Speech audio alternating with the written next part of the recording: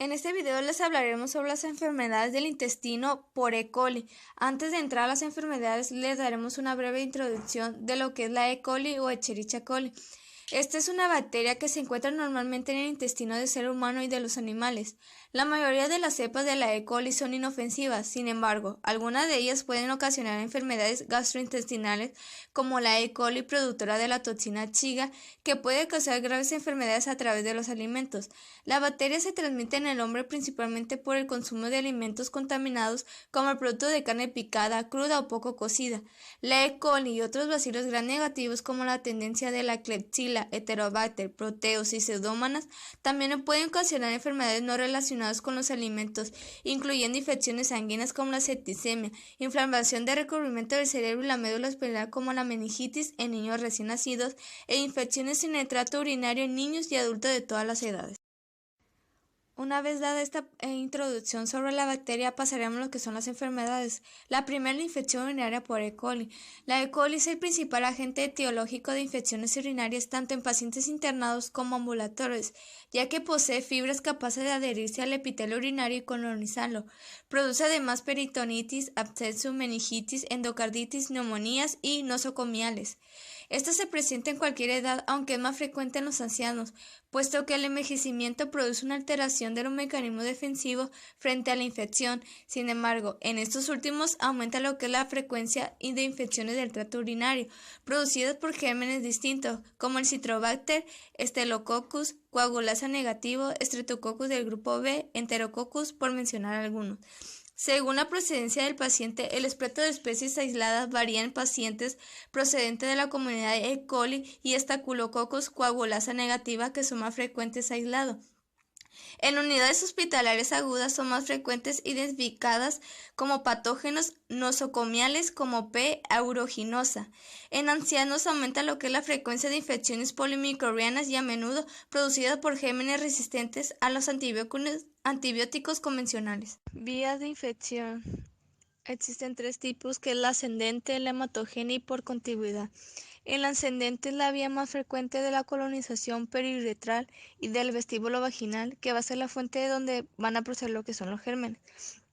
La existencia de sondas, traumatismo o éstasis urinarios va a producir lo que es una migración de las bacterias por la uretra, lo que va a conducir a una colonización y multiplicación vesical, pudiendo alcanzar lo que es el riñón.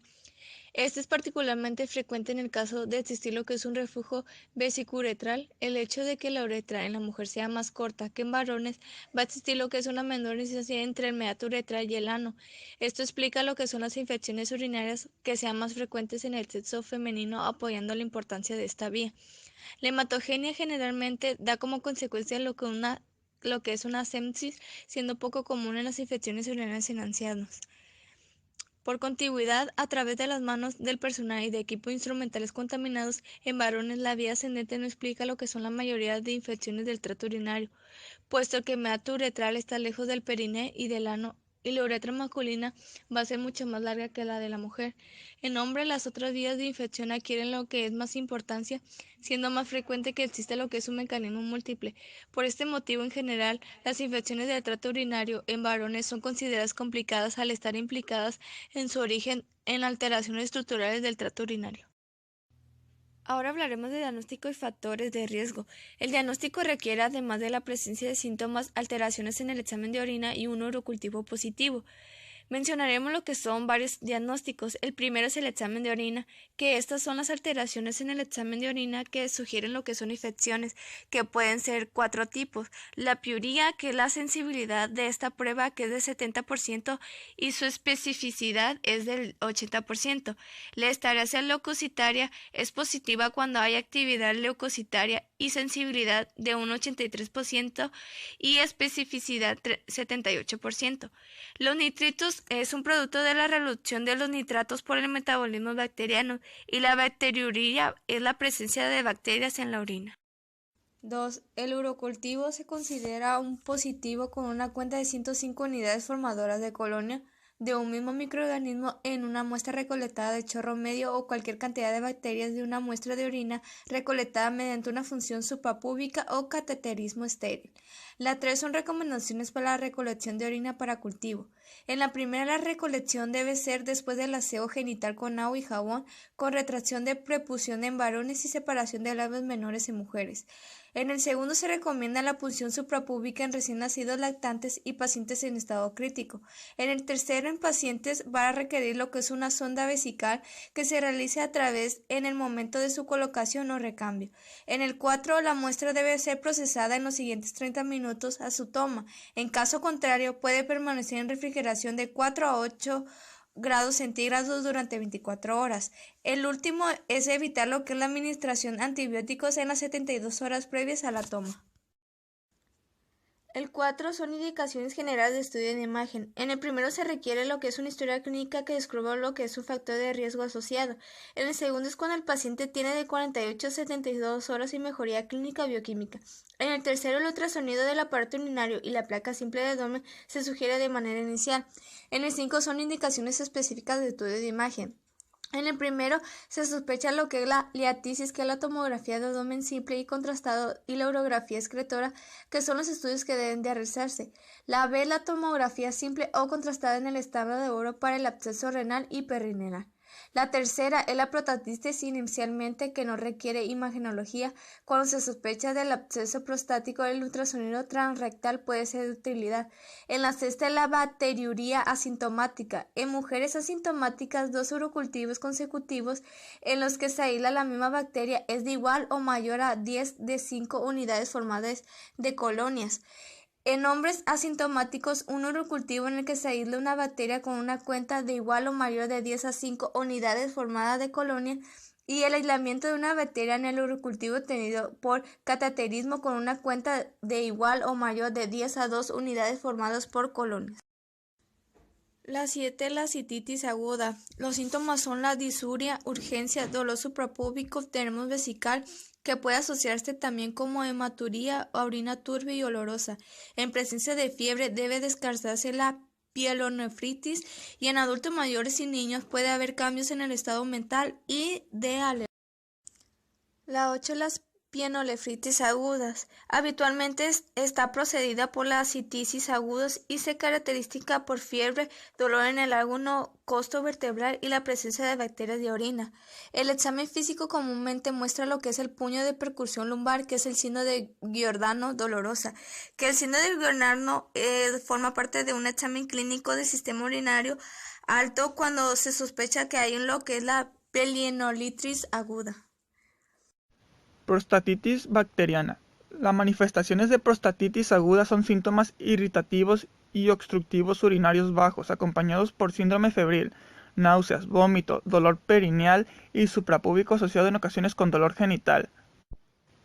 En la exploración física, el tacto rectal revela una próstata hipertérmica reblandecida y muy dolorosa.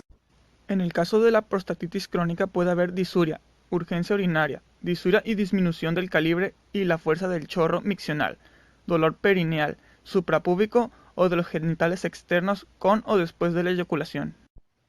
En la exploración física habrá una ligera molestia perineal y el tacto rectal mostrará una próstata más sensible de lo normal, en la que es posible sentir la presencia de cálculos prostáticos. Para su diagnóstico se utilizan los cultivos con la técnica de Merz-Stamen, la cual consiste en retraer el prepucio y limpiar el meato y el glande con agua y jabón y secar con una gasa limpia. Pedir al paciente que orine recogiendo los primeros 10 mililitros en el primer contenedor. Recoger los siguientes 10 mililitros en el segundo contenedor. Esta porción corresponde a la micción media. Interrumpir la micción antes de que se haya vaciado totalmente la vejiga. Hacer un masaje prostático y recoger el fluido en el tercer contenedor. Finalmente se pedirá al paciente que orine y se recogerán los 10 mililitros de orina en el cuarto recipiente. La prueba es positiva para prostatitis bacteriana cuando el resultado cuantitativo del vaso 3 es mayor que el del resto de los vasos. Debe considerarse que los adultos mayores, los diabéticos y los pacientes con comorbilidades que deterioraron su sistema inmunitario no tendrán un cuadro clínico característico.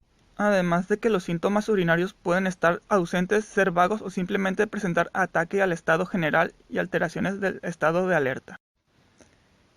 Datos clínicos sugestivos de infección urinaria complicada. Síntomas urinarios obstructivos del tracto urinario inferior. Dolor y o masa palpable en el ángulo costovertebral. Fiebre mayor a los 38 grados centígrados. Hipotermia. Deterioro del estado de alerta. Inestabilidad hemodinámica. Oliguria. Más de 10.000 o menos de 1.000 leucocitos. Menos de 100.000 o más de 4.000 plaquetas. Elevación de azoados. La OMS son principales factores de riesgo asociados con infecciones urinarias complicadas, las cuales indican a lo que es en el cuadro 1, que son los obstructivos, que son fimosis, estenosis de uretra, divertículos de vejiga y crecimiento prostático. También tenemos lo que son los funcionales, que son la vejiga neurogénica, difusión del yacimiento vesicular y reflujo vesicuretral. Tenemos los sistémicos, que son diabetes mellitus, inmunodeficiencias, tratamientos citotóxicos y otros como embarazos, infecciones en varones menores de 1 año, portadores de sonadas o catéteres, infecciones adquiridas en hospitalización, uso inadecuado recientemente de antibióticos en los últimos 3 meses, desnutrición, persistencia de síntomas posterior o tratamiento previo o intervención reciente de tracto urinario genitales, también lo que son el coito anal y las infecciones de transmisión sexual. Tratamiento. Estas son las principales recomendaciones generales en cuanto a antibiótico-terapia. La bacteriuria asintomática solo requiere tratamiento en mujeres embarazadas y pacientes que van a ser sometidos a instrumentación urológica. En las infecciones urinarias no complicadas, el tratamiento inicial puede ser empírico y basado siempre en la sensibilidad local. El tratamiento antimicrobiano debe ser de acuerdo con el resultado del urocultivo con antibiograma, el cual deberá tomarse antes de iniciar algún antimicrobiano. Las infecciones urinarias no complicadas pueden manejarse de manera ambulatoria. Los pacientes con inmunodepresión o con datos de bacteremia o septicemia requieren también de un hemocultivo.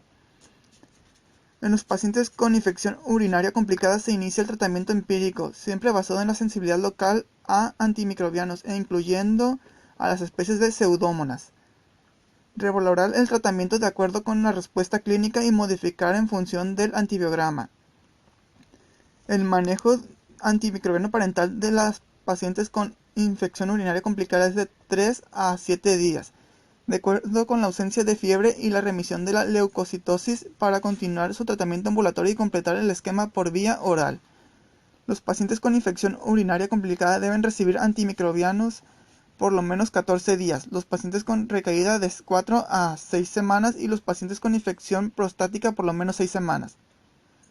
El urocultivo debe repetirse a la semana y nuevamente entre 4 y 6 semanas posteriores al término del tratamiento, con el fin de detectar persistencias o infección.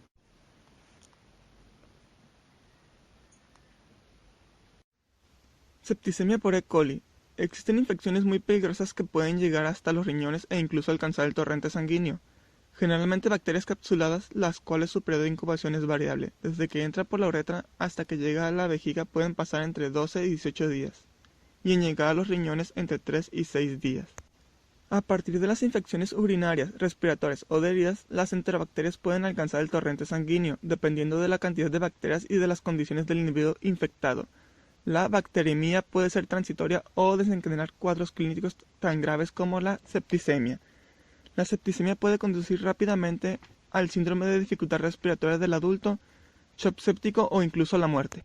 Meningitis por E. coli. La meningitis es un proceso inflamatorio agudo del sistema nervioso central, causado por microorganismos que afectan la leptomeninges.